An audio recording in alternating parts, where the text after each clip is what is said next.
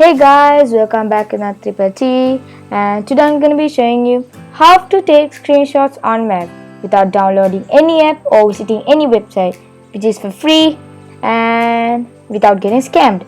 So yeah, let's jump right into the video.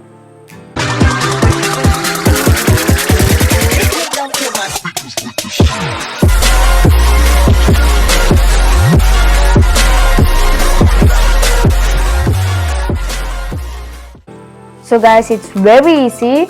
We don't need any website or any app to download. So first what you have to do is I'm going to take the keyboard viewer from here, show the keyboard viewer, and then you make it bigger. And then guys, as you guys can see, when I type something from here, it shows here. So guys, to take a screenshot, what you have to do is press Command plus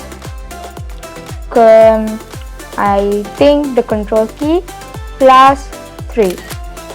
And then guys, as you guys heard, there's like a snapshot sound, and then that screenshot will be saved in the desktop, as you guys can see.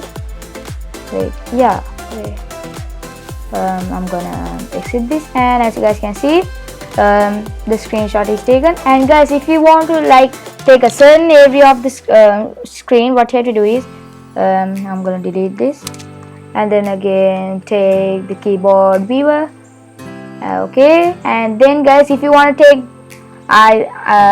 maybe only the keyboard area, what you have to do is again click on Command plus Control key plus 4, and then this will appear. And then what you have to do is drag the area that you want to take the screenshot of, and then release it. And as you guys heard, it was the same sound, and it will be saved in the desktop. Click on it, and then I'm gonna again exit it, and as you guys can see, boom, the screenshot is taken in a certain area. So guys, I think this video helped you a lot in taking screenshots on Mac.